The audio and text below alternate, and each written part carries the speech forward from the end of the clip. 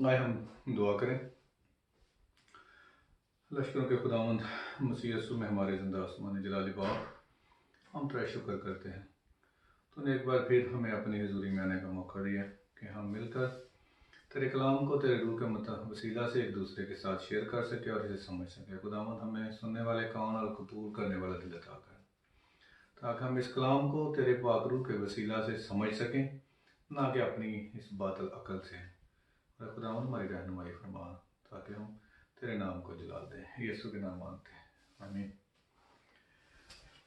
तो आए हम आज का कलाम जो खुदावंद ने हमारे साहब की रहनुमाई के लिए हमें दिया है वो पढ़ते हैं। निकालें मेरे साथ हिजकिय्याह की किताब, उसका 34 बाब। हिजकिय्याह 34 बाब, उसकी पहली आयत से पढ़ेंगे 6 आयत तक।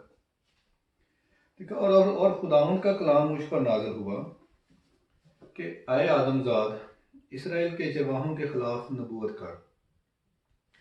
हाँ, नबूवत कर और उनसे कह, खुदावंद खुदा चरवाहों को यूँ फरमाता है कि इसराइल के चरवाहों पर अफसोस जो अपना ही पेट भरते हैं। क्या चरवाहों को मुनासिब नहीं कि भेड़ों को चराएं? तुम चिकनाई खाते और ऊन पहनते हो और जो फरबा है उनको ज़बह करते हो, लेकिन गला नहीं चराते। तुमने कमज़ोरों को तवानाई और बीमारों को शिफा नहीं दी और टूटे हुओं को नहीं बांधा, और जो निकाल दिए गए उनको वापस नहीं लाए, और गुमशुदा की तलाश नहीं की, बल्कि ज़बरदस्ती और सख्ती से उन पर हुकूमत की। और वो तितर बितर हो गए, क्योंकि कोई पासबान ना था, और वो परगंदा होकर मैदान के सब दरिंदों की खुराक हुए। मेरी भेड़ें तमाम पहाड़ों पर और हर एक ऊंचे टीले पर भटकती फिरती थीं। हाँ, मेरी भेड़ें तमाम रोज ज़मीन पर तितर बितर हो गईं, और किसी ने उनको ढूंढा ना उनकी तलाश की। कलाम का पढ़ा और सुना जाना हमारे लिए बाइस बरकत हो। तो आज का जो कलाम हमने ये हिजकिय्याह की किताब 34 बाब में से पढ़ा, ये आप कलाम के हवाले से आप सब जान ही गए होंगे कि ये जो हमारा पिछला मैसेज था कड़वा सच, ये उसी के सिलसिले की दूसरी कड़ी है। क्योंकि कुछ लोगों ने इसके बारे में फ़ोन भी किए और पूछा भी कि इसको थोड़ा सा और डिटेल के साथ, क्योंकि ये आज के ज़माने की हमारी कलीसिया की बहुत बड़ी तलख सच्चाई है कि जिस तरह उस वक़्त यीशु मसीह से पहले, जब यरूशलेम हिजकिय्याह के ज़माने की बात है, उस वक़्त भी जो चरवाहे थे उनका भी हाल, और आज इतने सालों हज़ारों सालों के बाद भी हम गौर करें तो हम वहीं के वहीं खड़े हैं। तो अगर हम अपनी कलीसिया कह लो कि इसराइल की हिस्ट्री पर गौर करें, तो यीशु मसीह के आने से तकरीबन 61 साल पहले, 60-61 साल पहले, यहूदी जो रोमी लोग थे, रोमी बादशाह थी, उन्होंने यहूदिया पर कब्जा कर लिया। ये बाइबल की बात नहीं, ये हिस्ट्री की बात है। जब कब्जा कर लिया तो गो के जो रोमी हुक्मरान थे, जो उनकी बादशाह थी वो रोम में थी, जो शहनशाह था वो रोम में बैठता था। तो उस वक़्त जो यरूशलेम है, यहूदिया का इलाका है, वो रोम से काफ़ी दूर था, और आज के ज़माने की तरह जहाज़ और इतनी फैसिलिटीज़ नहीं थी, तो काफ़ी लंबा चौड़ा सफ़र बनता था वहाँ पे जाने के लिए। लेकिन मज़े की बात यह है कि अगर हम उस वक़्त पर भी गौर करें तो गो कि रोमी जो शहनशाह था वो रोम में बैठता था, लेकिन वो जो हुकूमत करता था वो जो लोकल मजहबी लीडर थे उस वक़्त के, उनके ज़रिया से करता था। ये भी बात सच है कि जो उन्होंने एक अपना गवर्नर जो है, रोमी गवर्नर जो था, वो यहूदिया में रखा हुआ था, जो ओवरऑल जिसके पास पावर थी। लेकिन उस पावर को जो लोगों को डराते थे और लोगों से पावर को ले वहां तक पहुंचाते थे, वो मजहबी लीडर थे उस वक्त के। और वही मजहबी जो लीडर थे वो अपनी मर्जी की तशरीह करते थे शरीयत की। जो शरीयत की किताब थी वो ये समझते थे कि जो शरीयत की किताब है इसकी तशरीह करना और लोगों को बताना ये सिर्फ हमारे ज़िम्मे है, और हम जैसे उसकी तशरीह करेंगे, जिस तरह का मतलब उसको बताएं लोगों को, वो वैसे ही माने। और लोग मानते भी थे, क्योंकि मजहबी जो लीडर हैं वो हर दौर में, अगर हम हिस्ट्री पे गौर करें तो हर मुल्क में, हर कौम में जो मजहबी लीडर होते हैं वो हमेशा हावी रहे हैं, वो लोगों को हमेशा बेवकूफ़ बनाते ही रहे हैं। और यहाँ पर भी यसु मसीह के ज़माने में भी अगर हम गौर करें तो यही नज़र आता है कि जो मजहबी लीडर थे वो अपनी मर्जी की तशरीह करते थे, अपनी मर्जी का मतलब बताते थे लोगों को शरीयत की किताब से, और उन पर अपने हुक्म भी चताते थे। जो शरीयत के हुक्म थे वो तो थे ही, लेकिन उन्होंने अपने हुक्म जो थे, जो रबीज के हुक्म थे, रबियों के, और जो उनके जो मजहबी लीडर थे, फरीसी थे, जो सदूकी थे, जो सरदार का है, तो उन्होंने एक अपनी भी डिक्शनरी बना रखी थी हुक्मों की कि ये तुम्हें फॉलो करने हैं। और इसी चीज़ को यसु मसीह भी कलाम में बताते हैं कि तुम वो बोझ जिसको तुम उंगली भी लगाना नहीं चाहते, तुम लोगों के ऊपर लाते हो, कि वो उनके ऊपर इस तरह जो हुक्मों के बोझ है वो बहुत ज़्यादा, जो उनके ये भी करना वो भी करना, क्योंकि ये मैंने कहा है, क्योंकि मैं मजहबी लीडर हूँ। तो आजकल भी अब यसु मसीह को आसमान पर गए हुए 2000 साल तकरीबन हो गए, तो आज भी अगर हम देखें तो हमारे मजहबी लीडर वही कर रहे हैं। यसु मसीह के आने से पहले भी, जैसे हमने ये हिजकिय्याह की किताब में से 34 बाब में पढ़ा, तो ये पूरा चैप्टर जो है ये जो चरवाहे थे, जो उस वक्त के काहिन थे, उनके बारे में ही है। खुदा उनको ही मलामत कर रहा है कि तुम मेरी भेड़ों की रखवाली नहीं करते सही तरीके से, तुम अपने पेट भरते हो। और आजकल भी वही हो रहा है। आजकल भी अगर हम गौर करें तो हमारे जो मजहबी लीडर हैं, जो पास्टर्स हैं, आजकल अगर हम गौर करें तो पास्टर्स का भी एक सलाब हमारे माशरे में आ गया। हर कोई कॉलर लगाना और पास्टर कहलवाना फख्र की बात समझता है। और पहले ज़माने में अगर हम चंद साल पहले चले जाएं तो पास्टर बहुत कम होते थे, ज़्यादातर खादम होते थे। और जब वो खादम थे तो कलीसिया जो थी रूहानी तौर पर मजबूत थी। वो के लोग इतने पढ़े लिखे नहीं थे, लेकिन कलीसिया जो थी वो रूहानी तौर पर मजबूत थी। आज जैसे जैसे नॉलेज, इल्म बढ़ रहा है, पास्टर की तादाद ज़्यादा हो रही है जो अपने आप को पास्टर कहलवाना पसंद करते हैं, जिन्होंने आजकल ऑनलाइन भी डिग्रियां मिलती हैं, और आजकल कॉलेज भी बहुत सारे बन गए हैं हमारे पाकिस्तान में भी, इधर उधर भी, जिन्होंने बहुत सारे कह लो कि फीसें लेकर और पास्टर प्रोड्यूस करना बहुत शुरू किया हुआ है। तो ये जो नाम नेहाद पास्टर्स हैं आजकल, उनके वसीला से वो भी यही करते हैं कि जो उस वक्त पहले लोग करते थे, कि कलाम मुकद्दस की तशरीह जो है वो अपनी अकल के मुताबिक करते थे, जिस तरह के वो बात अपनी लोगों को पहुंचाना चाहते थे। अगर हम न्यूट्रली गौर करें तो आजकल के जो हमारे पास्टर्स हैं, जो और जो मजहबी लीडर हैं, उनको चंदे वाली आयतें सारी याद हैं, दया यकी वाली आयतें पूरे कलाम में से सारी याद हैं। उनका मतलब उनको नहीं पता, लेकिन आयतें सारी याद हैं और वो बार बार वो कोट करते हैं। वो कोट करना उनको, वो अपने रूहानी जो है रोब जमाने के लिए भी वो करते हैं। तो जब जैसे उस वक्त लोगों ने किया कि जब वो जो फरीसी थे और जो सदूकी थे और जो काहिन थे, वो अपनी मर्जी की शरीयत लोगों पर मुसल्लत करते थे। और जब यसु मसीह ने आए और उन्होंने शरीयत की रूह जो है, जो सही बात है, जो शरीयत का सही मतलब है, उनको बताना शुरू किया, तो उन लोगों ने, जो नाम नहाद लीडर थे उस वक्त, उन्होंने भी यसु मसीह की मुखालफत शुरू कर दी, क्योंकि वो नहीं चाहते थे कि जो आम लोग हैं वो खुदा की सही बातों को समझ सकें। वो भी यही चाहते थे कि इनकी आंखें बंद रहें, ताकि जो हम कहें वही ये करें। तो आजकल भी वही हो रहा है, तो सिचुएशन कोई खास चेंज नहीं हुई।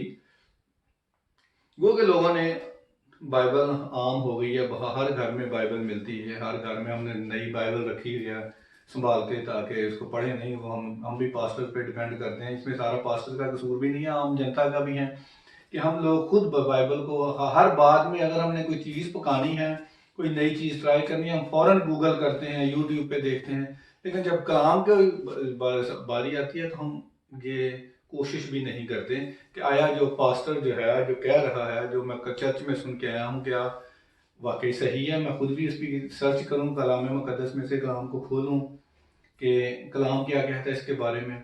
तो वो हमने टोटल उन पे छोड़ रखी है, और इस चीज़ को वो लोग जो हैं वो अब्यूज़ करते हैं कि वो हमारी इस कमज़ोरी को समझते हैं कि हमने बाइबल घर जाके नहीं खोलनी, और अगर खोलनी है तो बस सरासर पढ़ी और आमीन किया, चलो जी बहुत रूहानी हो गए हम। तो इसी तरह आजकल भी जो हमारे मजहबी लीडर हैं, जो चर्च लीडर्स हैं खासकर, जिन्हें हम कहते हैं,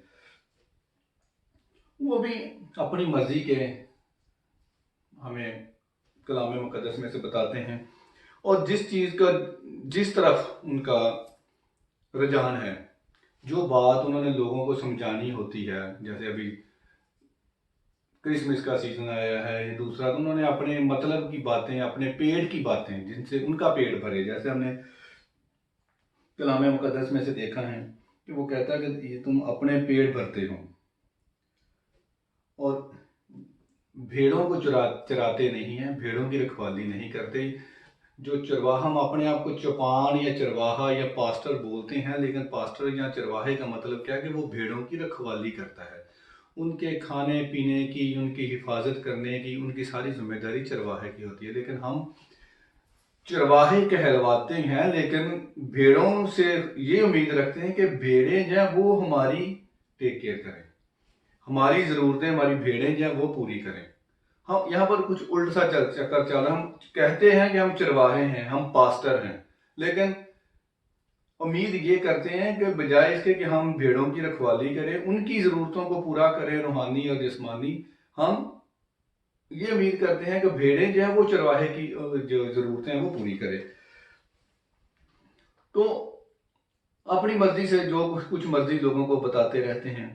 और आजकल तो ये भी चक्कर हमने अक्सर देखा, जैसे मैंने पिछले मैसेज में ही बोला, कि जो हमारे पास्टर साहबान हैं, उन्होंने चर्च को, जिसे हम कहते हैं कि मुकद्दस जगह है, जहाँ पे हम खुदा की परस्तिश करते हैं, शुक्रगुजारी करते हैं, जहाँ पे हम बड़ा हाथ उठाकर ये कहते हैं कि यहाँ पर खुदा की हजूरी है। हालांकि खुदा की हजूरी तो हर तरफ है, लेकिन हम खासकर ये दावा करते हैं कि चर्च में खुदा की हजूरी है, और उस हजूरी में हम नॉन बिलीवर्स को, जो खुदा पर ईमान नहीं रखते, जो हमारे खुदा को ही नहीं मानते, हम उनको चर्चिज में लाकर और सियासी ड्रामे जो हैं उनसे करवाते हैं।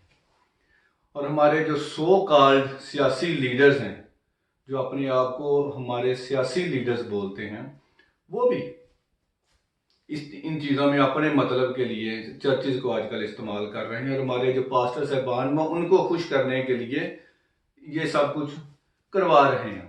और जो कलीसिया, वो बेचारी जो भेड़े हैं, वो उनको तालियां बजाना और ये ज़रूरी है, मजबूरी है उनकी। लेकिन जो हमारे लीडर्स हैं उनके ये गलती है, और जिसकी वजह से हमारी जो कलीसिया है वो जवाल का शिकार है। गो कि हम पढ़ने लिखने में तरक्की कर रहे हैं, लेकिन हम रूहानी तौर पर और अखलाकी तौर पर बहुत पीछे हैं। अगर हम गौर करें, कुछ 40-50 साल पीछे चले जाएं, तो सुना करते थे अपने बुजुर्गों से कि जो मसीही लोग हैं वो मांगते नहीं हैं, वो मेहनत करते हैं, सख्त मेहनत करते हैं, हर तरह की मेहनत, जो थर्ड क्लास मेहनत जो होती है वो भी वो करते थे, लेकिन मांगते नहीं थे, किसी के आगे हाथ नहीं ऐसे फैलाते थे, वो मेहनत करके खाते थे। और ये कह रहा कि हमारे मुल्क में, हमारे एरिया में, इंडो पाकिस्तान में ये बड़ी बात मशहूर थी कि जो क्रिश्चियन लोग हैं वो मांगते नहीं हैं, वो झूठी गवाही नहीं देते।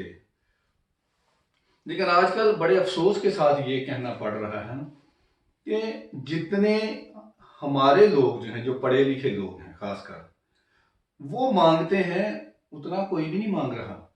हर घर में, हर गली में मिनिस्ट्रीज हैं। हर किसी ने, जिसको ईमेल करनी आती है, और खासकर अब तो ये फ़ोन पे ही सारे काम हो रहे हैं, इंटरनेट का पैकेज करवाया और बस दे फोन पे फोन करते जाओ, चलो कोई ना कोई मिल ही जाता है। और हर कोई मांगने पे मुझे मत दे दो, मुझे दे दो, और हर कोई बेवा की खिदमत कर रहा है, हर कोई यतीमों की खिदमत कर रहा है। मैं कह लो कि अक्सर इतने फोन आते हैं, इतने मैसेज आते हैं कि जी मैं भी बेवा की खिदमत कर रहा हूँ, मैं भी ये कर रहा हूँ। मैं ये सोचता हूँ कि क्या वहां पर कोई कोई वर्ल्ड वार थर्ड खत्म हुई है पिछले चंद सालों में, जहां पे जो क्रिश्चियन के सारे मेल हैं, जो मर्द हैं वो मर गए और जो औरतें हैं वो बेवा हो गई।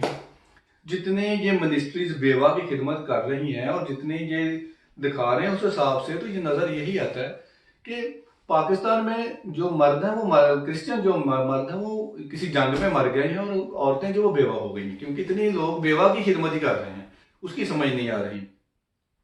और जो हमारे बड़े बड़े जो मजहबी लीडर हैं और जो सियासी लीडर हैं वो भी एक बात यहाँ पर जब अमेरिका में, कनाडा में, इंग्लैंड में, या जहाँ पे इन मुल्कों में आते हैं तो बड़े शौक से, फख्र से ये कहते हैं कि जो अकलीतें हैं, जो हम लोग हैं वहाँ पर, वो बड़े खुश हैं, हमारी बड़ी टेक केयर हो रही है, क्योंकि हम उनके चमचे हैं, हम उनके पेड़ हैं, वो हमें तनख्वाह देते हैं किसी ना किसी तरीके से, हम उनसे फ़ायदा लेना चाहते हैं, उनको खुश करना चाहते हैं, उनकी खुशामद करना चाहते हैं, और इसलिए हम झूठ बोलते हैं। पास्टर होते हुए, चर्च के लीडर होते हुए, बड़े बड़े चर्चों के लीडर जो हैं, जिन्होंने अपने कह लो कि टीवी चैनल तक खोल रखे हैं, और वो भी यहाँ पर आके ये कहते हैं कि जो कलीसिया है वहां पर बहुत खुश है। और अब ये जो खबरें अब आजकल आ रही हैं कि हर रोज हमारी छोटी छोटी बच्चियां जो हैं वो अगवा हो रही हैं और कन्वर्ट जबरदस्ती हो रही हैं, और ये उस खुशहाली का जो वो ये लीडर बताते हैं उसका ये सबूत हमें मिल रहा है कि वो बहुत खुश हैं आप लोग वहां पे। तो इन्हीं चीजों को कलाम मुकद्दस में जब हम देखते हैं तो कलाम भी ये कहता है कि जब इस तरह के जो लोग हैं, जो सेल्फिश हैं, जो खुद गर्ज हैं, वो लीडर बनते हैं तो कौम की तकलीफें बढ़ जाती हैं। जैसे हम मिसाल की किताब 29 बाब और 2 आयत में देखें तो लिखा है कि जब साधक इकबालमंद होते हैं तो लोग खुश होते हैं, लेकिन जब शरीर इकतदार पाते हैं तो लोग आहें भरते हैं। और अब हम इस आयत पर अगर गौर करें तो हमारी जो कलीसिया है उसकी क्या हालत है वो हम खुद देख सकते हैं कि हर रोज जो कुछ हमारे साथ हो रहा है, हम कहीं अपनी मर्जी से सांस नहीं ले पाते, कुछ कह लो कि कुछ ये प्रिटेंड करते हैं कि हम खुश हैं लेकिन है नहीं है। जितना जुल्म हमारे साथ अब हो रहा है वहां पे पहले नहीं हो रहा था, और उसकी वजह यह है कि हमारा कोई लीडर नहीं है। हम लीडर के तौर पर यतीम कहलाए जाते हैं, जिस्मानी तौर पर, रूहानी तौर पर नहीं। हमारा कोई लीडर नहीं है, ना तो कोई मजहबी लीडर है और ना कोई सियासी लीडर है। आज तक हमारे कह लो कि कौम में कोई भी लीडर ऐसा पैदा ही नहीं हुआ जो ये कह सके कि उसने कौम के लिए कुछ किया है। नहीं, अभी जो सिलेक्शन होती है और इससे पहले जो इलेक्टेड थे सब एक ही कह लो कि लाइन में खड़े हैं। कोई भी किसी ने भी आज तक ये नहीं हम कह सकते कि उसने बड़ा खातर खा काम या कहीं कौम के लिए खड़ा हुआ हो, कोई नहीं। इसी तरह जब हम बाइबल मुकद्दस में भी देखते हैं तो खुदा के लोगों के ज़वाल का सबब क्या बनता रहा। हम सलातीन की किताब में, पहले सलातीन में, दूसरे सलातीन में, तवारीख की किताब में देखें तो जहाँ पर यहूदियों के बादशाहों की तारीख लिखी है कि खुदा ने उनको कहा था कि जब भी तुम मेरे हुक्मों को फॉलो करोगे, मेरी फरमाबरदारी करोगे, तो मैं तुम्हें कामयाबी दूंगा, सुकून दूंगा। तुम्हारे दुश्मन जो हैं, जो तुम्हारे मुखालिफ हैं, वो तुम पर जुल्म नहीं करने पाएंगे, तुम हमेशा जीतोगे, फतह पाओगे। लेकिन जैसे ही तुम मेरे हुक्मों से दूर हटोगे तो तुम ज़वाल का शिकार होगे, तुम हर तरह की मुसीबतों में, दुखों में, परेशानियों में मुब्तला होंगे। तो खुदा का कलाम जो जिंदा कलाम है वो आज भी हमें वही बताता है, क्योंकि कलाम में जो लिखा गया है वो आज भी हमारी उसी तरह रहनुमाई करता है, क्योंकि वो असूल कभी टल नहीं सकते।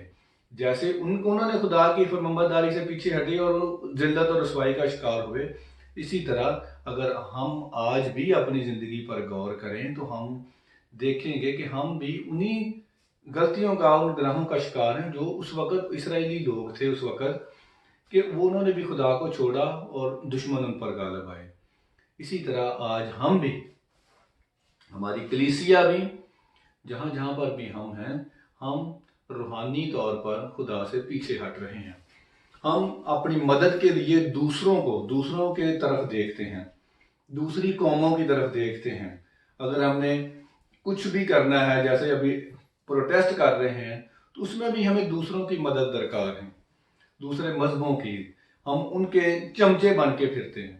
हम खुदा की तरफ मदद के लिए नहीं देखते, बल्कि दूसरे लोगों की तरफ, दूसरे मजहबों की तरफ देखते हैं। और जितनी देर तक हम ये देखते रहेंगे, ये करते रहेंगे, कलाम मुकद्दस के मुताबिक हम जलील और रुसवा होते रहेंगे। इसलिए अगर हम कलाम मुकद्दस में पैदाइश की किताब में 6 बाब उसकी 11 और 12 आयत में देखें, तो वहां पर भी ये लिखा है, क्या लिखा है? ये नूह के ज़माने में की बात है, जब तूफान आने वाला था। तो लिखा है, पर ज़मीन खुदा के आगे नाराज़ हो गई थी और वो जुल्म से भरी थी, और खुदा ने ज़मीन पर नज़र की और देखा कि वो नाराज़ हो गई है, क्योंकि हर बशर ने ज़मीन पर अपना तरीका बिगाड़ लिया था। तो उस वक़्त भी, अगर हम दुनिया की पहले हिस्ट्री में पीछे जाके भी बाइबल मुकद्दस में देखें, तो यही कुछ हो रहा है था, और आज भी वही कुछ हो रहा है। हम कलाम मुकद्दस से पीछे हटकर रुसवाई का शिकार हो रहे हैं। हमें, अगर हमने फतह पानी है, अगर हमने अपनी आसपास की कौमों से आगे बढ़ना है, तो हम उनकी चमचागिरी करके आगे नहीं बढ़ सकते।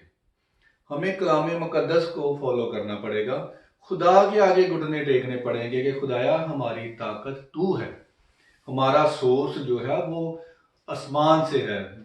जो ज़मीनी लोग हैं, जो बादशाह हैं, जो ज़मीनी पावर्स हैं, वो हमारे लिए अव्वल नहीं है। हमें खुदा की तरफ झुकना है।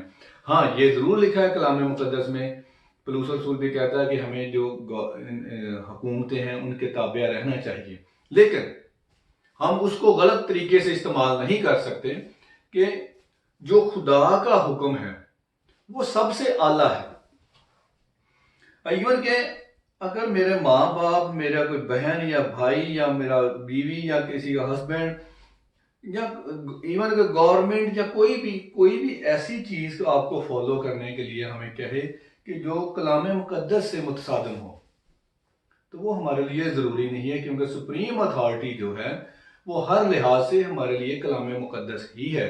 हमारे इस ज़िंदगी में जीने के लिए और आने वाली ज़िंदगी के लिए भी कलाम मुकद्दस को ही फॉलो हमें करना पड़ेगा, तो ही हमें हमेशा की ज़िंदगी पा सकते हैं। अगर हम बाइबल मुकद्दस में दानियल की किताब देखें, तो वहाँ पर हमें एक चीज़ देखने को मिलेगी कि दानियल जो है वो भी बाबल में है, तो तादाद में वहाँ पे थोड़े हैं। वहाँ पे वो गुलाम बना के असीर करके लेके गए थे नबूकदनेस्सर उनको। तो वहाँ पर भी हम उसकी ज़िंदगी में अगर गौर करें, तो वो कि वो डर में, खौफ में हमारी तरह ज़िंदगी गुजार रहे थे वहाँ पे। लेकिन अगर हम देखें तो उन्होंने खुदा पर ट्रस्ट किया। उन्होंने उस वहाँ के जो असूल थे, जो खुदा के कलाम के मुतसादम थे, उन्होंने उसको फॉलो नहीं किया। इवन कि जब हम देखते हैं कि उन्होंने वो नबूकदनेस्सर का जो बुत बना के उसको पूजने को कहा, तो दानियल ने और उसके दोस्तों ने उनसे इनकार कर दिया, और उन्होंने कहा कि नहीं, हम ये नहीं करेंगे। इवन जब अब दानियल की जिंदगी में देखते हैं तो बादशाह भी मजबूर है, हालांकि अब बादशाह उसको नहीं चाहता था कि वो उसके शेरों के गार में डाला जाए, लेकिन खुदा ने जाने दिया और उसको बचाया, शेरों के मुंह बंद किए। और जब उसके दोस्तों के बारे में भी हम देखते हैं तीनों के, तो जब बादशाह ने उनको बुला के धमकाया कि अगर तुमने ये ना काम किया, मेरे हुक्मों को ना माना, तो मैं तुम्हें आग की भट्टी में डाल दूंगा। तो वहां पर वो कहते हैं कि ऐ बादशाह, तेरे हुक्मों को मानना हमारे लिए जरूरी नहीं है, क्योंकि जिस खुदा की हम परस्तिश करते हैं वो हमें आग की भट्टी से बचाने पर कादर है। तो अगर हम उसी चीज को अपनी जिंदगी में अभी गौर करें, तो हम जिस तरह के भी हालात में हैं, हम उनसे बदतर नहीं है, लेकिन अगर वो उस वक्त खुदा के कलाम पर फॉलो कर सकते थे और साबित कदम रहकर फतह पा सकते थे और उन्होंने पाई, कलाम मुकद्दस में हमने पढ़ा और देखा, तो आज भी हम पा सकते हैं। कलाम मुकद्दस के असूलों को फॉलो करके आज भी हम हालात को बदल सकते हैं, क्योंकि दानियल की किताब में 2 बाब में लिखा है कि वही खुदा वक्तों और ज़मानों का बदलने वाला है। वो कैसे बदलता है? जब हम उसकी तरफ रजू लाते हैं, उसके कलाम को फॉलो करते हैं, उसके कलाम की बातों पर चलते हैं, तो हम खुदा की जब जैसे जैसे कुर्बत में जाते हैं, खुदा हमारे दुश्मनों को, हमारे मुखालफों को हमसे दूर हटाता जाता है। लेकिन जैसे जैसे हम खुदा से दूर होते शुरू होते हैं, वैसे वैसे हम मुश्किलों, मुसीबतों में और दुश्मनों के चंगल में फंसते जाते हैं।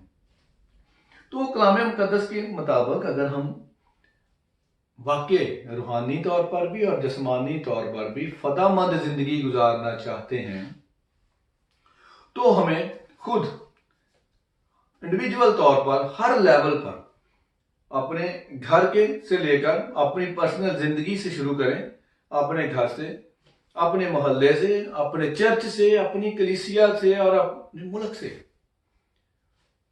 हर लेवल पे हमें खुदा को फॉलो करना पड़ेगा।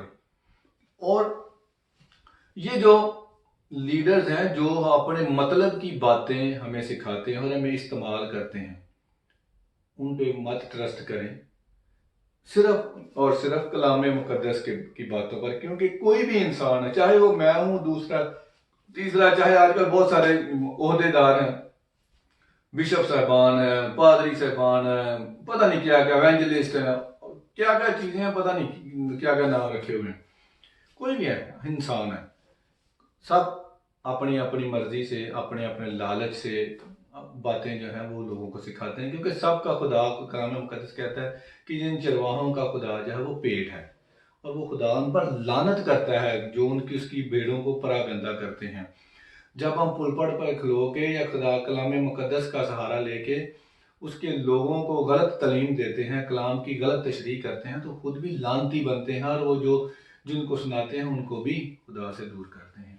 और इसी वजह से हम हर तरीके से आज पीछे हैं। हम सिर्फ मांगना जानते हैं, जो हमने सीखा है इस तरक्की के इसमें, जहाँ पे हम कह रहे हैं कि टेक्नोलॉजी का सैलाब है, हर कोई तरक्की कर रहा है, लेकिन हमने कलीसियाई तौर पर अगर पाकिस्तान में हम देखें तो हमने कलीसियाई तौर पर एक बात में ज़रूर तरक्की की है, और वो है मांगने में।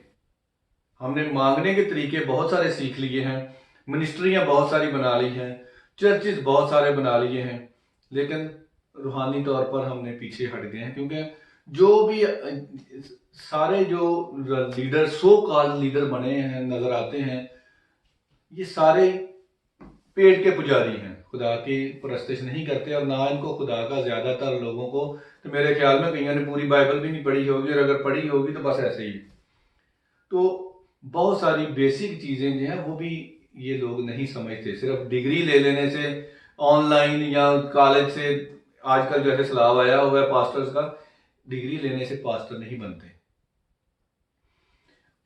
खुदा की खिदमत जो है, खुदा के खादम जो हैं, वो खुदा के रूह से, खुदा जिसे देता है, जिसे बुलाता है, वही खुदा के खादम बनते हैं। उन्हीं को खुदा, जिनको खुदा भेजता है या बुलाता है, उन्हीं को अपनी रफाकत और अपनी कुर्बत देता है। उनके कलाम के वसीला से लोग बरकत पाते हैं। और ये जो पेट के पुजारी हैं, इनका पीछा ना करें। आप खुद, हम सब पर, ये नहीं है कि सिर्फ पादरियों ने या जिन्होंने, इन लोगों ने ही कलाम की पढ़ना है, हम सब पर ज़रूरी है कि कलाम मुकद्दस को खोलें, उसके साथ कलाम पढ़ें, उसके साथ वक़्त गुजारें, खुदा से दुआ करें कि खुदा हमको कलाम की समझ दे, ताकि ये दूसरे जो लोग हैं ये हमें बेवकूफ़ ना बनाएं। क्योंकि मिसाल की किताब में कलाम मुकद्दस फरमाता है कि ये भी अच्छा नहीं कि रूह इल्म से खाली रहे। जब हमें, हमारी रूह जो है वो इल्म से खाली होती है, हमें खुद ये कलाम का नॉलेज नहीं होता, तो कोई भी हमें बेवकूफ़ बनाता है, अपनी मर्जी के मतलब सिखाता है, अपनी मर्जी की तशरीह करता है, और हमें गलत राह पर ले चलता है, और बहुत सी रूहें जो हैं वो गुमराह हो जाती हैं। तो हम सबको खुदा इस काबिल करे, ये बरकत दे कि हम दुआ में खुदा के साथ वक़्त गुजारें। ये ज़रूरी नहीं है कि हम बहुत ज़्यादा वक़्त गुजारें, जितना आपको मिलता है 1 मिनट से शुरू करें, 30 सेकंड से शुरू करें। खुदा के साथ हर बात में दुआ करें। जैसे नहमिया की किताब में लिखा है कि वो जैसे जैसे वो बादशाह से बात करना लगता है तो छोटी सी दिल में दुआ करता है। वो कहता है कि मैंने दुआ की और फिर बादशाह से हम कलाम हुआ, तो बादशाह ने उसकी सुनी इल्तिजा को। इसी तरह हम हर बात में, जरूरी नहीं कि लंबी लंबी दुआएं करें, 2 लफ्ज़ की दुआ करें। हर बात में जो भी कुछ करने लगे दुआ करें, कलाम पढ़ें, कलाम के साथ वक़्त गुजारें। सब इंडिविजुअल तौर पर, ख़ानदानी तौर पर दुआ करें, कलीसियाई तौर पर दुआ करें, ताकि हम इन मुसीबतों से, इस रसवाई से निजात पा सकें। खुदा हम सब को बरकत दे, कलाम की समझ दे और कलाम में मजबूत रहने की और आगे बढ़ने की ताकत दे। मसीह यसू हम सब पर रहम फरमाए और हमें अपनी कुर्बत में बढ़ाए। आमीन।